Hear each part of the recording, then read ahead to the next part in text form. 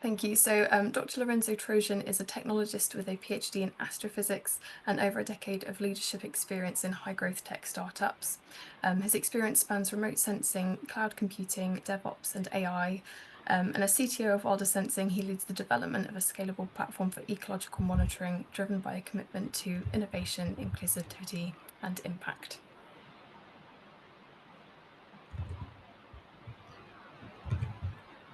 Hello, thank you everyone. So thank you, Kat, for the introduction, and thank you, Kieran, for inviting me to this talk. I'm Lorenzo Trojan. Uh, just like Kat said, I work with Kat. I'm the CTO of Wild Sensing.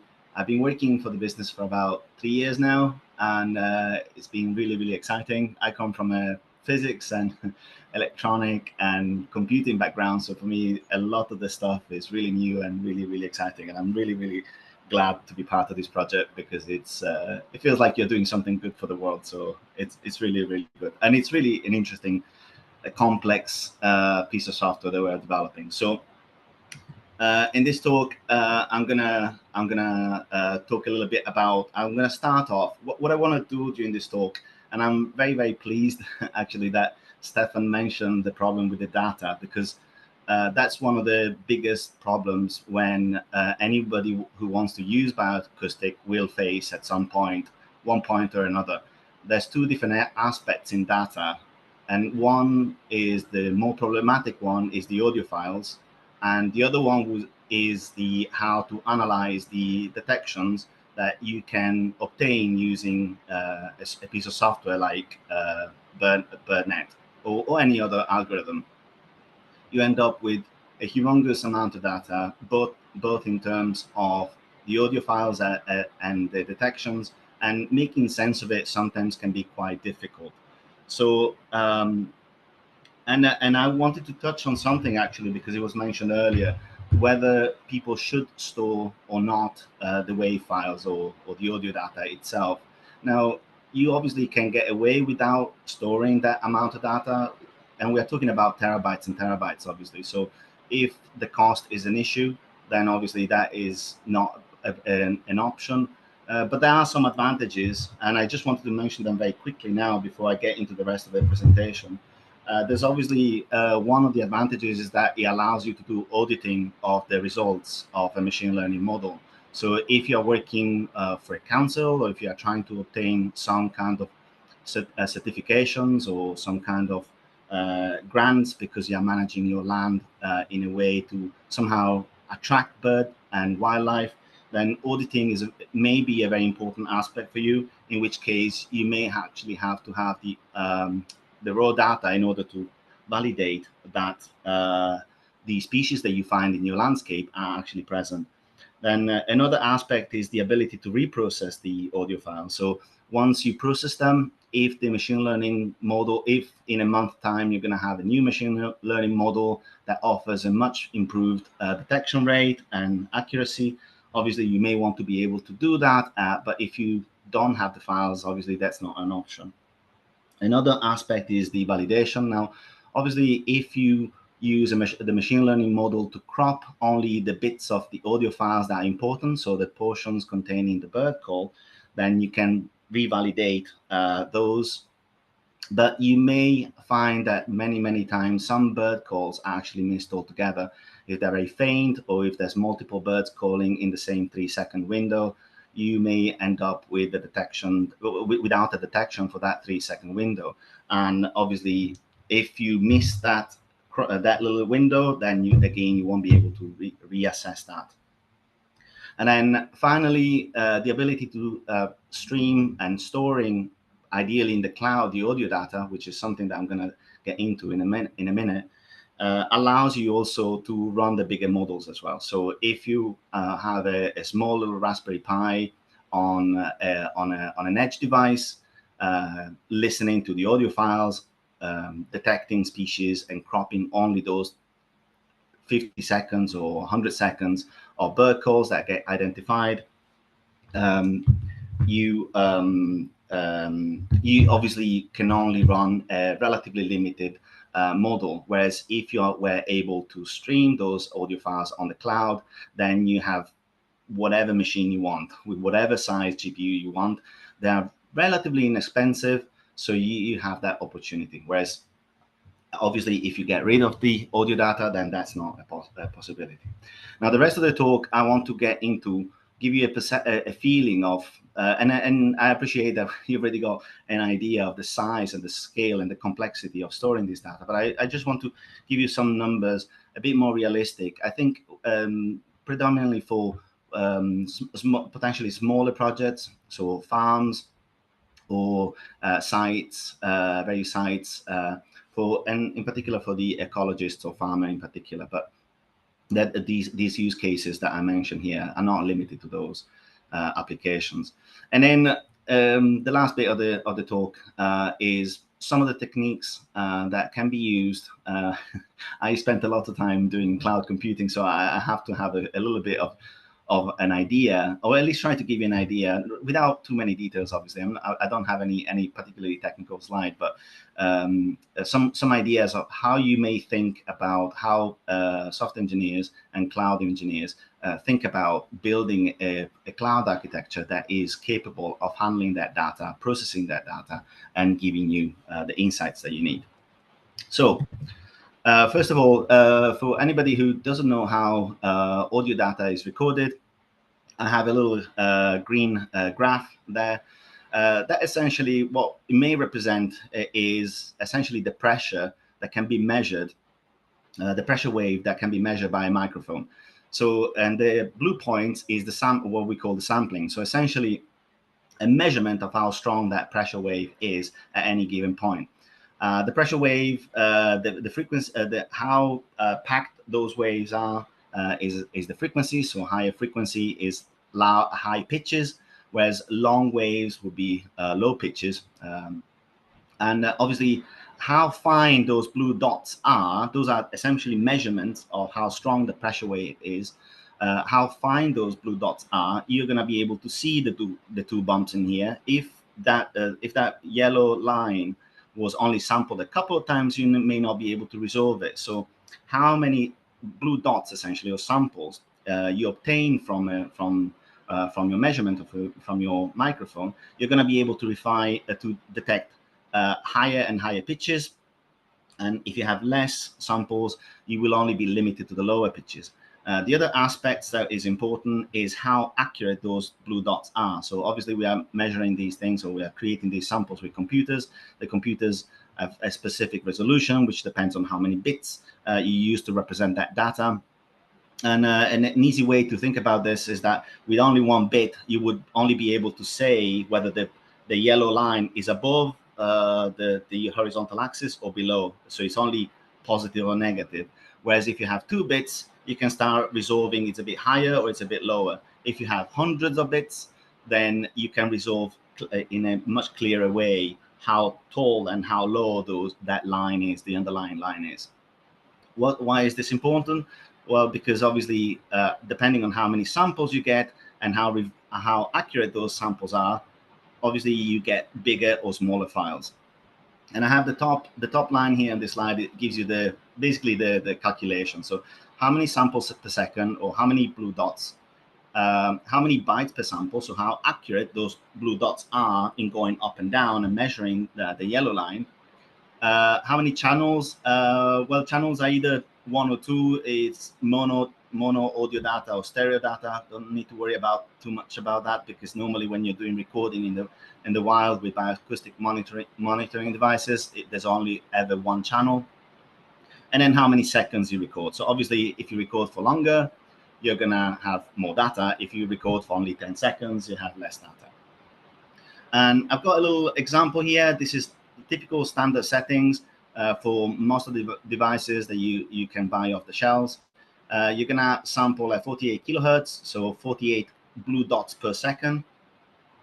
And the bit that normally there's 2 options. I think in most recorders there's only actually one option, which is 16 bits, and that means 2 bytes per second. Per sample. There's always ever one mono channel. And I got there to a very simple calculation. 300 seconds means 5 minutes, and 3,600 seconds is 1 hour. And I've got there's some indication of how a single file with a full hour with these settings, how big it would be. So it's 330 megabytes. And if you were to record 24/7 for a full week, you're going to get 54 gigabytes. So again, even with just one sensor recording for a full week, we're already getting into the gigabytes, tens of gigabytes worth of data. So you can already imagine that's already just that simple monitoring piece would already produce quite a lot of data. Now here, what I want to show you, you may have already seen this, I don't know, this is a very, very interesting and cool project. It's being run in the Somerset Levels. It's a farm that's been bought by the Somerset Wildlife Trust, and it's been used to trial new rewilding and rewetting policies, and they have a lot of research. Is really, really interesting research. So if you want to go and look it up, there's a lot of blogs and information online. What I show here is the site on the left-hand side, and on the right-hand side is some of the sensors that have been audio sensors that have been deployed on site. So there's 5 within the boundary, and there's 4 other spots in the surrounding landscape. And these sensors, we've been working with Honeygah Farm for about nearly 3 years now, and we've been deploying many sensors. But I just want to give you a feeling of the kind of data sets that we've been collecting with just two of the very sensors that we've been using. So the top one, that's just a reference name. It's called 2LA01109. With this one, we recorded from September 2024 to June 2025. It's about 9 months. We collected about 16,500 files. The average size for each file was about 124 megabytes, and in total we have about 2 terabytes worth of data. So it's just under a year, and that's the kind of data set for one single sensor. Another sensor, very similar picture. It was deployed a little bit earlier, so between November 2022 and May 2024. It's about 19 months, and we collected with that sensor. The sensors occasionally run out of batteries. They are not solar powered, so sometimes we miss some weeks. Sometimes the sensors get taken to the farm, and they are not attached to the post for a few days. So there's a slightly lower number of files. The file size is slightly higher. I'm not quite sure. There may be slightly different settings, but the total upload is again about 2 terabytes. And on the farm, and on the right-hand side of this slide, you can see that on the farm we had 4 sensors outside. The total number of files that we collected is 100,000, and it's about 18 terabytes worth of data that's all been uploaded on the Wild Sensing platform. And the big number there, 75,000 hours, which is about 9 years worth of recording. So that's a really, really rich data set. There's plenty of blogs on our website and around on how we use this 75,000 hours worth of recording. All I just want to show you here, sorry, this slide is in the wrong place. I just wanted to skip to this slide. Give you a sense of the kind of detections that we obtain. And these detections were all obtained using BirdNet 2.2. So the previous version of BirdNet from what is currently available on the GitHub repository. So we this is actually only a slice of that data. So I took about 1,100 files for one single sensor, and the total size of data that you see in these graphs was analyzed to generate these graphs was 183 gigabytes worth of data, about 150,000 calls in total, and about 100 individual species. Now, what I'm trying to show you here, this is actually, I think this may be only a month. I think sorry, I apologize. I don't remember exactly how I sliced the data, but all I'm trying to get to show you here is, once again, the scale of the data sets that you may be obtaining from using this kind of technology. And as you can imagine, 150,000 rows on a spreadsheet would be a bit difficult to process, especially if instead of 150,000 you have millions of data sets once you include the full 5 sensors for the full 3 years. So this becomes really difficult, and that's really where wild sensing and where a platform like ours try to come and help a little bit. Just going back to this slide, which was in the wrong place, I just wanted to give you a sense as well of the how long it may take to upload these kind of data sets. I don't want to spend too much time. Obviously, the better is your network connection, the quicker it's going to be. But again, in terms of times, it may be quite difficult, and that's where real-time streaming to the cloud directly from the devices would be a really nice add-on and feature for anybody who wants to do bioacoustic monitoring. Now this is another example. So this is not a honey guy anymore. I just want to give you again the sense of the scale that you may be of data that you may be collecting. So if you were to work predominantly with medium to large sites, so as an example here, I've got 80 acres site. You may want to, they may have multiple ecosystems, so you can have 4 or 5 sensors. You may try to optimize a little bit and reduce the amount of data that you collect. So here, I'm just as an example, I'm giving 2 minutes every 5 minutes, which means that you will generate 12 files each hour. You may decide to reduce a little bit the frequency, the sampling frequency. 16 bits is still the same, only mono channel. And if you were to record for 30 days, so you would go on site, deploy the devices, and collect the devices again 30 days later. You would collect for one single sensor 8,600 files, 300 gigabytes worth of data. And if you were to run maybe 10, 15 projects per year, you would end up with about 150,000 files across 20 sites, 60 individual locations or thereabout, 6,000 hours of data, 3 terabytes worth of data across these locations, across this potentially vast array of sites and locations, and about 500,000 individual detections. What I'm trying to give you the sense here is, once again, how complex it could be to manage these kind of data sets and to be able to obtain information from these data sets when all the sensors are located in different places. They are collecting for a different variable amount of data period. So some sensors may be recording data for a week, some sensors may be recording data for 4 weeks.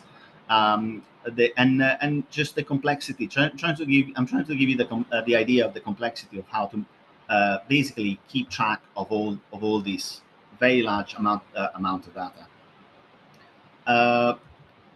And just before I move on, I'm gonna just show very quickly one tool that I've got here put together. It's very simple, but it could be, if you were to consider using bioacoustics in a professional setting, something as simple as this could give you some kind of, you could be putting it together fairly easily. A little tool that allows you to change a little bit the numbers so that you can get a perception of how much data you may be collecting for one sensor over a specific over a project. So let's imagine that our project is 30 days, and let's imagine that I record 10 minutes in, 10 minutes out, 10 minutes in, 10 minutes out. So basically only 30 minutes each hour at 32 kilohertz.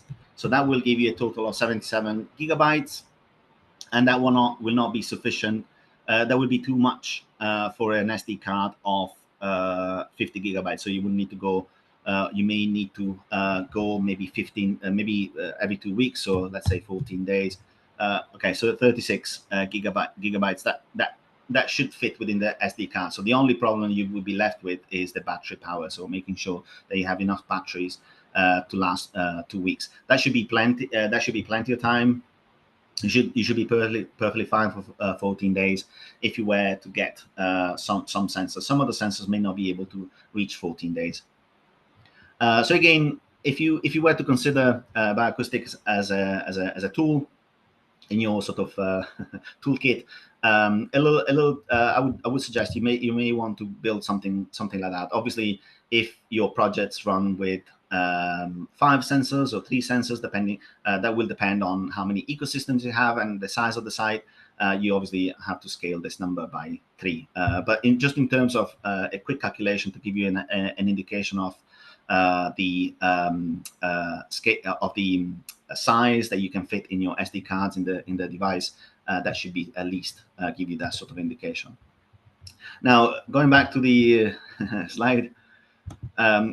So the next slides are a bit technical. What I want to achieve here is to give you an idea of like I said earlier, the kind of techniques and patterns that software developers may try to use in order to build a system that can help managing this data and give you some insights. And obviously, the most important thing is run BirdNet in order to obtain the detections.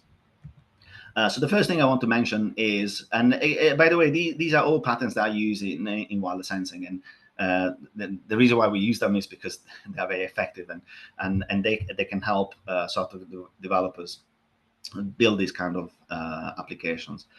So the first one that I want to mention is the sort of front end, back end pattern with the gateway in the middle. So the idea here is that you can support a multitude of front ends. So you may have an application that goes on a mobile phone that allows you, for example, to just deploy the devices. So as you go around on site, you have to deploy 5 sensors. As you go to a specific tree and you deploy your device, you may want to be able to just record very quickly the geolocation, so the latitude and longitude. You may have a little mobile application that talks to the server, and then you may have a computer application that also talks to the same server that shares the same data sets and display the map to somebody in the office, perhaps. Or maybe a week later, once you are back in the office and you have your SD cards and you want to upload the data, you may be using the front end through your laptop. So this idea allows you to basically discriminate and create a separation between the front ends, what we call the front ends, which is the application that normally users use, and what we call the back end, which is the set of services and databases and data sets that the application manages. And all that needs to happen is the front end will only focus on what is called sometimes the presentation layer. And you may have a bunch of user experience engineers that come up with the best way to render that information. And then the back end provides a unified and centralized way of exposing the data so that multiple front ends can be built. One of the additional element here that I mentioned here is the central gateway. Now, this is not necessarily part of the front end, back end sort of setup of application design, but it's something very, very common. And what you normally do when you build these kind of systems is you put a piece of software right in the middle, and this piece of software normally doesn't implement any logic about what the data is and what the application does, but it manages the authentication, it manages the login, it potentially implements some rate limits in order to make sure that there's no attacks from malicious people that want to perhaps steal your data, or simply crash your systems, really. Like one common attack is called DDoS, and that's essentially when somebody hits your backend as a million times a second just to kill it, essentially to destroy it. And in some cases, the gateways also implement some logic. In the case of wireless sensing, yes, it does implement some logic. It does manages the users and the projects as it makes sure that the users have actually got the access to the correct projects. And when I say projects, what I mean is those monitoring sites that I mentioned earlier in the sort of ecology setup, where you go for a month out, you deploy your audio devices, and you collect them a month later and collect the data.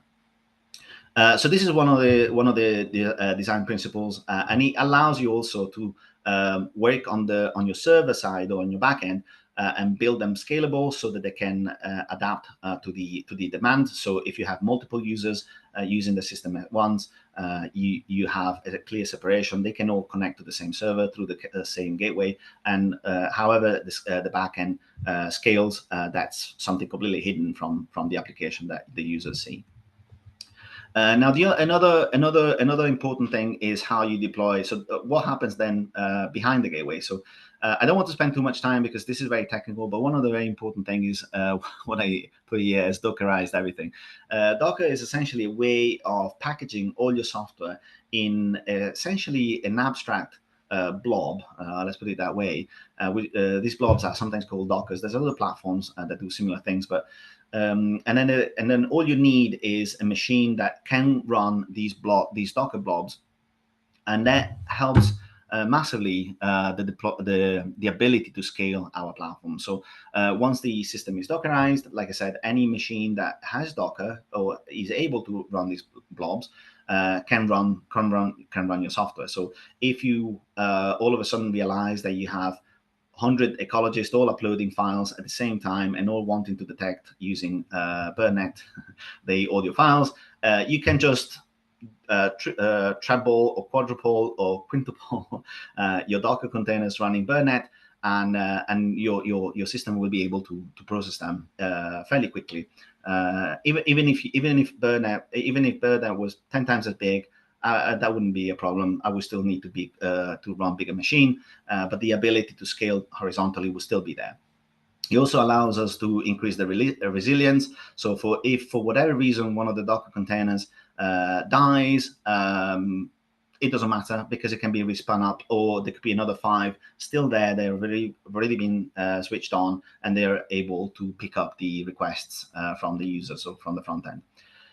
It also simplifies and streamlines what is called the CI/CD pipeline, or the continuous integration, continuous deployment. What that means essentially is that if we have a new feature or a new functionality that we want to build in our backend, so some new way of maybe processing your data, we can just repackage that new code into the Docker and just push it to the cloud, and the cloud will be able to use these new Docker blobs as they become available. So that makes the deployment of new code really easy. And also allows us to make what is called repeatable build. Essentially, what that means is that I can make sure that if I build the same blob, the same Docker blob, 50 times, it will always get exactly the same code. It will always behave exactly in the same way. So it simplifies and it removes a lot of headaches for software developers. Another pattern is called the serverless pattern. We don't really use it that much in wireless sensing at the moment. We used it in if you ever used our platform, you will know that up to a couple of months ago, we had a version 1, and now we have a version 2. Version 1 was entirely serverless. Now we are not serverless completely. But I don't want to spend too much time on it. The main thing is that it's very cost efficient, and it's extremely scalable. It's much more scalable than a Dockerized application or an application built on Docker. But it can become really difficult to manage. So at the moment, we're not using it. We may be using it in the future. Another very important aspect, and this is perhaps potentially the most interesting from people who are interested in running BirdNet, is what you may call as the fan-out pattern. And in this pattern, what you tend to do is you tend to create something called either a channel or a broker or a topic, where you essentially notify, somebody, an actor, or here in the top graph is called a producer, creates a notice. It's almost like a notice board for jobs. And what you say is, I need this file to be processed. And there can be millions of producers putting this job notice board, post-it notes on the job board. And then whoever is subscribing to this job board, they may pick it up and act on it. And that's exactly how wireless sensing, how we wrapped BirdNet in wireless sensing. Wireless sensing is wrapped into one of these Dockerized blobs, and anybody who uploads any file in our platform will create a job in this job board, and the Dockers will pick it up as they become available. They will process it, they will generate the detection, store them on the database, and then die. And if there's 1 million people uploading files, there will be 1 million blob containers or Docker containers. If there's only one, there will only be one Docker container, and that scales horizontally, exactly depending on the demand. And this is a very, very, very powerful way of thinking about software. This is something also called an event-driven architecture. So your job notification is an event, and the actors consume these events in order to do specific things. A slightly different version is in the example I just gave you. The jobs are all identical, so all these jobs will be essentially process a file. In the second pattern, which is the graph below there, it's slightly different in the sense that the producers, they don't specify specifically a job. What they say is something has happened that is important, and the workers, depending on there may be multiple different workers doing different things, they will still listen to these events and they will do whatever they need to do. And I've got there in the blue, in those two sort of blue blobs on the right hand side, two examples of this. When a file is uploaded, a notification goes in a board, and this notification is picked up by three different workers. One that checks whether users are allowed to upload files and update the quota for the users. One that checks the metadata for the files and makes sure that all the data is in the correct place, that we know that the file was collected on a given date, that it was collected at a given geographical location, so that we know how to filter the detections from Burnett. And then potentially, if everything checks out, there's the triggering of a machine learning job, which follows the pattern I described above with the job notification board. Another example is of a notification is what happens when a job is completed. So when a job is completed, we have a bunch of pieces of software that do different things. They update the what I call here the project eco data. So they pick up all the Lorenzo, I'm just detection. sorry, I'm gonna have to stop you there because otherwise we are going to be very much I running over apologize. time and Yep. and for wrapping up. Sorry, I should have put a timer on. But thank you so much for your. Just very quickly, the last one was just about the data storage. I'm not going to get into this because there's too much. I don't have any more time. But thank you very much for your time. Cool. Thank you, Lorenzo.